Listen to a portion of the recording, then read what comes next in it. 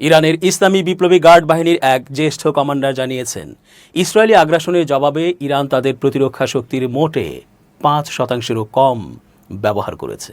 তার ভাষায়, ইরানের প্রকৃত সামরিক ক্ষমতা এখনও প্রকাশ করা হয়নি। ইসরায়েলি দখলদার বাহিনী ১৩ জুন আকস্মিকভাবে ইরানের বিভিন্ন স্থাপনায় একতরফা বিমান হামলা চালায়। এর জবাবে ইরান ব্যালিস্টিক এবং হাইপারসনিক ক্ষেপণাস্ত্র ব্যবহার করে ইসরায়েল অধিকৃত অঞ্চলের গুরুত্বপূর্ণ সামরিক, পারমাণবিক ও শিল্প স্থাপনায় পাল্টা হামলা চালায়।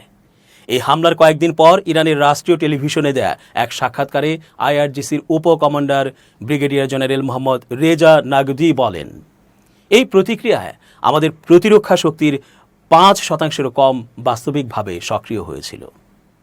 জেনারেল নাগদি বলেন, এখানে সক্রিয় বলতে বোঝানো হয়েছে প্রতিরক্ষা ইউনিটগুলোর একটি সীমিত অংশ শত্রুর মোকাবিলায় সম্পৃক্ত ছিল। এর মানে এই নয় যে আমরা আমাদের সকল শক্তি ব্যবহার করেছি বা ফুরিয়ে ফেলেছি। তিনি আরও বলেন, আমাদের আসল শক্তি এখনও মঞ্চে ওঠেনি, মূল সামরিক সক্ষমতা রয়ে গেছে অপ্রকাশিত। নাগদির মতে, ইরান চাইলেই কয়েক বছর এই গতিতে হামলা চালাতে পারে এবং এর জন্য তারা সজ্জিত ও প্রস্তুত। তিনি বলেন, আমাদের প্রতিরক্ষা ব্যবস্থায় সবচেয়ে বেশি ব্যবহৃত হয়েছে আকাশ প্রতিরক্ষা, তবে প্রকৃত শক্তি নিহিত রয়েছে আমাদের স্থলবাহিনীতে।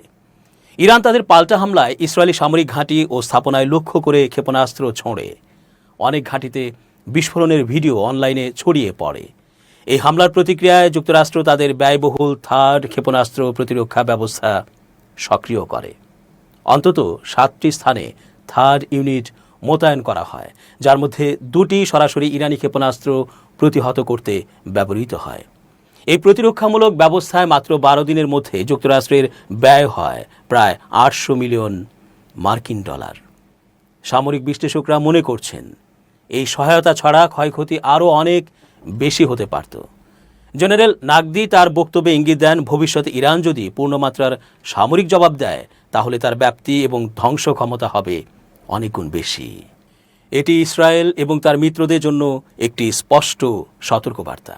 ইরান বর্তমানে নিজের প্রতিরক্ষা শক্তির কেবল ক্ষুদ্র অংশ ব্যবহার করেই কার্যকর প্রতিক্রিয়া দেখিয়েছে বলে দাবি করছে।